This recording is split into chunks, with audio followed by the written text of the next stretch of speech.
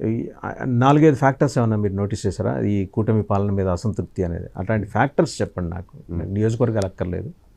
ఎమ్మెల్యేల యొక్క పనితీరు మెయిన్ సరే, మీరు దాంట్లో సబ్సెక్షన్స్ వస్తుంది, లిక్కర్ కావచ్చు, శాండ్ కావచ్చు, లేదా ఇష్యూస్ కావచ్చు, సెటిల్మెంట్ కావచ్చు, అవైలబిలిటీ లేకపోవడం కావచ్చు, నియోజకవర్గ కార్యకర్తలు సరైన సంయమనం ఉండకపోవచ్చు, వాళ్ళతో సమన్వయం లేకుండా కోల్పోవడం కావచ్చు, ఈ ఫ్యాక్టర్స్ ఉన్నాయి. బట్ హెడ్డింగ్ వచ్చి ఎమ్మెల్యే ఫ్యాక్టర్స్ మీదే ఉంటున్నాయి ఇవన్నీ. కంపారిజన్ వచ్చేప్పటికి కరప్షన్ అప్పుడు జగన్మోహన్ రెడ్డి గారి హయాంలో ఎక్కువ ఉందని వచ్చిందా, ఇక్కడ ఎక్కువ వచ్చింది? అది కమెంట్ చేయడం కరెక్ట్ కాదు, పోటాపోటీగానే ఉంది సార్. పోటాపోటీగా ఉంది. 1 yearకే పోటాపోటీగా ఉందంటే అది ఆలోచించుకోవాలి. ఇంకా rest is with the people, అది జనం అర్థం చేసుకుంటారు. కరెక్ట్. సో కరప్షన్ మీద మాత్రం మీరు నిర్దిష్టంగా మీరు ఫోకస్ పెట్టారు. కరప్షన్ లేదని ఎవరైనా చెప్తే అది 100% అబద్ధం సార్. అది పారాచూట్స్ ఎక్కువ మంది వస్తే డెవలప్మెంట్ ఉంటుంది అని భావించిన ప్రజలు ఉన్నట్టు మీరు ఎక్కడైనా అక్రాస్ 175 మీరు డీడీ నోటీస్ అంటే మీరు చెప్పిన పారాషూట్ ఏంటంటే టక్కన సడన్గా వచ్చారు వాళ్ళు ఎమ్మెల్యే అయిపోయారంటే అది ఎప్పుడు నెగిటివిటీ ఏంటంటే సార్, రైట్ పర్సన్ వచ్చారనుకోండి, రైట్ పర్సన్లో పారాషూట్ అంటే వాళ్ళు ఎక్కడో అడ్మినిస్ట్రేట్ చేసుకుంటారు, మనకు లైక్ జయప్రకాష్ నారాయణ గారు లాగా ఇంకోటిలాగా ఎవరో టక్కన ఎమ్మెల్యే అనుకోండి, యూజ్ చేస్తారు వాళ్ళ అడ్మినిస్ట్రేషన్ కానీ లేదా ఇంకోటి కానీ వాళ్ళ దానికి సంబంధమే లేకుండా ఎక్కడో ఉన్నారు, సంబంధం లేకుండా అమౌంట్ సెటిల్మెంట్లో లేకపోతే వాళ్ళు ఒక సీట్ వచ్చేసి ఆ ఊపులో గెలిచేశారు అనుకోండి, ఆ స్ట్రక్చర్ని లోపల ఇమ్మడానికి చాలా కష్టపడతారు, టైం పడుతుంది. అది జరిగేసరికి పుణ్యకాలం కాస్త గడిచిపోతుంది. 134 మంది గెలుపు మీద మీరు 134 తెలుగుదేశం మీరు నెంబర్ చెప్పారు. గెలుపు వెనక చంద్రబాబు ఫ్యాక్టరీ ఎక్కువ పనిచేస్తుందా, మోడీ ఫ్యాక్టరీ ఎక్కువ పనిచేస్తుంది? సార్ ఇది కూటమిది మనం పర్సంటేజ్ కూటమే సార్. ఆబ్వియస్లీ కంపారిటివ్లీ ఆయన ఫ్యాక్టరీ కూడా పనిచేస్తుంది 100% సార్, 100%. బీజేపీ సపోర్టు ఎంత అనేది పక్కన పెడితే ఒక్కొక్కరు తోకం ఒక్కొక్కరు పర్స్పెక్టివ్ ఉంటుంది, కానీ బీజేపీ సపోర్టు లేకుండా ఇంత హ్యూజ్ ఉండదు. ఒక అంటే మీకు ఎలక్షన్ ఇంజనీరింగ్కి వెళ్ళిపోతే ఏముంటారు సార్, కలెక్టర్స్ కానీ ఎస్పీస్ కానీ డిఎస్పీస్ కానీ ఎలక్షన్స్ కూడా వచ్చాక ఆబ్వియస్లీ సెంట్రల్ గవర్నమెంట్ కింద ఉంటారు. సో గవర్నమెంట్ బీజేపీ నుంచి సెంట్రల్ నుంచి వచ్చిన అడ్మినిస్ట్రేషన్కి వచ్చినప్పుడు మీకు యాడ్ అడ్వాంటేజ్ అవుతుంది ఎలక్షన్ ఇంజనీరింగ్ జరిగేటప్పుడు. అంటే ఇంకా పెద్ద సబ్జెక్టు, డబ్బులు పంపకాలు కావచ్చు లేదా ఇంకోటి కావచ్చు, ఫ్యాక్టర్స్లో ఇంపాక్ట్ చూస్తుంది. ప్లస్ ఒకసారి మోడీ లాంటి ఒక హ్యూజ్ ఉండే ఇమేజ్ ఉండే వాళ్ళు వెనకాల ఉన్నారు ఆ పార్టీలో ఉన్నప్పుడు యాడ్ అడ్వాంటేజ్ అయిపోతుంది. పవన్ గారిది గ్రామర్ పనిచేస్తుందా, గ్లామర్ పనిచేస్తుందా? సార్ ఫస్ట్ టైంకే ఒక ఉంటుంది సార్ గ్లామర్ అనేది. తర్వాత నుంచి ఒక ఇంట్లో ఇద్దరు కుర్రవాళ్ళు ఇద్దరు పెద్దవాళ్ళు ఉన్నారు అనుకోండి సార్. ఫస్ట్ టైం కంటెస్ట్ చేసినప్పుడు 2019లో కుర్రవాళ్ళ నుంచి సపోర్ట్ వచ్చింది కానీ పెద్దవాళ్ళ నుంచి సపోర్ట్ లేదు అసలుకి. ఏముందో సేమ్ కమ్యూనిటీ అయినప్పటికి కూడా కొన్నిసార్లు.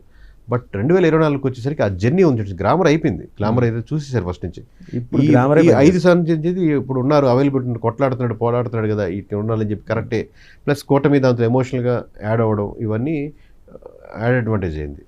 ఉమెన్ ఫ్యాక్టర్ అండి ఎక్కడైనా 30,000 మంది మిస్సింగ్ అనే ఫ్యాక్టర్ మీద ఎక్కడైనా ఎవరైనా మాట్లాడారు? ఇప్పుడు లేదు సార్, అది topic that has not come to the floor. ఓవరాల్గా అయితే ఈ రెండు పనిచేసినాయి, మోడీ ఫ్యాక్టర్ అండ్ పవన్ కళ్యాణ్ 100% కూటమికి పనిచేస్తుంది. 100% కూటమి గెలుపు కూటమిదే సార్. కూటమి లేకపోతే కూటమి గెలుపు లేదు. ఇప్పుడు లాస్ట్ 2029కి ఇదే జర్నీ శైలి కావాలని కోరుకుంటున్నట్టు మీ దగ్గర అభిలాష వ్యక్తం చేసిన వాళ్ళు ఎవరన్నా? కార్యకర్తల గ్యాప్ పెరుగుతూ ఉంది సార్. ఇప్పుడైతే డ్యామేజ్ స్టార్ట్ అయింది, ఎందుకంటే గ్యాప్ పెరిగే కొద్దీ డ్యామేజ్ని అడ్రస్ చేయాలని తెలుగుదేశం నుంచి ఎక్కువ ఎఫర్ట్ జరుగుతుందా, జనసేన నుంచి? ఇద్దరు నుంచి పెద్ద జరగట్లేదు సార్. కార్యకర్త ఇద్దరు నుంచి పెద్ద జరగట్లేదు. రెండు వైపులు అంటే స్టేట్మెంట్స్ ఇచ్చేస్తున్నారు సార్, మీరు కొట్టుకోవద్దు బాగుండండి అనేది. అది ఒక ప్రకటన వచ్చేస్తుంది. మీరు ఆఫీస్లో నాకు ఇక్కడ ఆఫీస్లో ఒక 60 మంది పనిచేస్తున్నారు సార్. ఎక్కడో డిఫరెన్స్ ఉన్నాయంటే ఇక్కడ అందరికి ఈగో లేకుండా నీట్గా పని చేసుకోండి, అందరు కలిసి కట్టుకోండి, మెయిల్ అందరికి పెట్టేసి అందరు రేపు మధ్యాహ్నం నుంచి అందరు కలిసి అలా ఉండరు కదా. ఏంటి ఇష్యూ ఐడెంటిఫై చేసి నేను అడ్రస్ చేసి వాళ్ళిద్దరిని కూర్చోబెట్టి నేను అడుగుతున్నాను సార్, ఆ ఎఫర్ట్ ఏమైనా? ఎఫర్ట్ లేదు. ఏది టాప్ లెవెల్ నుంచి లేదు. టాప్ లెవెల్ వస్తే జిల్లా లెవెల్ వస్తుంది, జిల్లా లెవెల్ నుంచి వస్తే కిందకు వస్తుంది. వాళ్ళిద్దరు కలిసి బాగుంటున్నారు. ఆర్గనైజేషన్లో ఇద్దరు కలిసి వర్క్ చేసే స్ట్రెంత్ అని లేదు. జగన్మోహన్ రెడ్డి ఇలా ఉంటే బాగుంటుందని ఎక్కడన్నా మీరు అక్రాస్ 175 ఒక్క పాయింట్, ఒకే ఒక పాయింట్ ఆయనకి సంబంధించి ఏదైతే కోటరీని మీరు బిలీవ్ చేస్తూ వస్తున్నారో ఓకే, అది చేసుకోవచ్చు. ఎవరికి కంఫర్ట్ జోన్లో ఒక 2-3 పర్సన్స్ పెట్టుకుంటారు. బట్ పీపుల్ ఎక్స్పెక్ట్ చేసేది సేమ్ కోటరీ కాదు. నిజంగా జగన్ 2.0 అంటే న్యూ 2.1 ఉండగానే సేమ్ కోటరీ పెట్టి సేమ్ ఇమేజ్ పెట్టి ఇంకో 2.1 అనగానే అది కొత్త వర్షన్ అవుతుంది. నిజంగానే కొత్త వర్షన్ లా మార్చేసి మారదు, సేమ్ ఇదే. పవన్ గారి దగ్గర కోటరీ ఉందా? అలా ఎవరన్నా పవన్ గారి కోటరీ ఉంటేనే మంచిది అనుకునే పొజిషన్లో ఉన్నారు సార్. కోటరీ అంటే ఏంటంటే ఆయన కలవాలనుకున్నా, పని చేయాలనుకున్నా 2-3 కలిసే పని అవుద్ది అనుకునేది అనే సెక్షనే లేదు అసలు, తక్కువ అయిపోయింది. కోటరీ అంటే నెగిటివ్ సెన్స్ కదా సార్, పాజిటివ్ సెన్స్ కూడా ఉంది. ఇప్పుడు బ్యాక్ ఆఫీస్ అంటే అన్ని పనులు ఆయన చేయలేరు కాబట్టి ఇన్ని కొన్ని బ్యాక్ ఆఫీస్ ఉండాలండి, ఉండాలి అనమాట. సో ఆ సెక్షనే తక్కువ అయ్యేసరికి అది కూడా ఇబ్బంది అవుతుంది. అది ఆర్గనైజేషన్కి బాగా డిసడ్వాంటేజ్. ఉండాలని అసలు ఎవరిని కలవాలి, ఎవరితో చేయించుకోవాలి, ఆ క్లారిటీ ఉందా? అంటే పవన్ కళ్యాణ్ గారి దగ్గరికి వెళ్ళాలి అంటే సరే ఆయన ఎలాగో కలవలేము, నెక్స్ట్ ఎవరిని కలవాలనే దాని మీద లేదు సార్. వాళ్ళకి మొత్తం అన్ని పార్టీల్లో కల్లా జనసేన ఆర్గనైజేషన్ స్ట్రక్చర్లో బిల్డ్ చేసుకోవడంలో చాలా బలహీనంగా దారుణమైన పొజిషన్లో ఉండేది. కార్యకర్తలు ఏమైనా పని చేయాలన్నా ఆ సిస్టమ్ లేదు, విలేజ్ వైజ్గా అనేది నెట్వర్కింగ్ లేదు. ఇండస్ట్రీస్ చంద్రబాబు గారు బాగా తీసుకొస్తారనే విశ్వాసం ఎక్కడైనా వ్యక్తం చేశారు జనం? ఇప్పుడే కదా స్టార్టింగ్. అంటే ఆయన మీద నమ్మకం ఉంది సార్, నమ్మకం ఉంది. నమ్మకం ఉండబట్టి కదా ఆయన గ్రాఫ్ బాగానే ఉంది అనేది. ఈ టెన్యూర్లో అమరావతి కంప్లీట్ అవుతుంది, పోలవరం కంప్లీట్ అవుతుంది.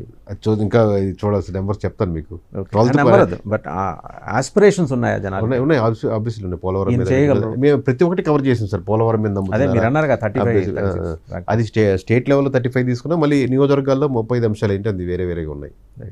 థ్యాంక్ యూ వెరీ మచ్ కేకే గారు. Thank you. సో చాలా అంశాలు కేకే గారు మనతో షేర్ చేసుకున్నారు, అన్నీ ఇంట్రెస్టింగే. జూనియర్ ఎన్టీఆర్ చాలా ఇంట్రెస్టింగ్ పాయింట్. సంబంధం లేకపోయినా ఆయన గనక ఒకవేళ ఉంటే ఆయన సెక్యూర్ చేసుకునే ఓటింగ్ ప్యాటర్న్ ఏంటి అనే దాని మీద అన్ని పార్టీల నుంచి తీసుకున్నారు, కలెక్టివ్గా తీసుకున్నారు, కూటమి నుంచి తీసుకున్నారు, వైసీపీ నుంచి తీసుకున్నారు. అయితే ఆ చరిష్మా, ఆ గ్రామర్ దగ్గరికి వచ్చేప్పటికి పవన్ కళ్యాణ్ గారు ఇంకా నెంబర్ 1 పొజిషన్లో ఉన్నట్టే. నెంబర్స్ పక్కన పెడితే నెంబర్ 1 పొజిషన్లో ఉన్నట్టే. నమస్తే, వెల్కమ్ టు 99 టీవీ.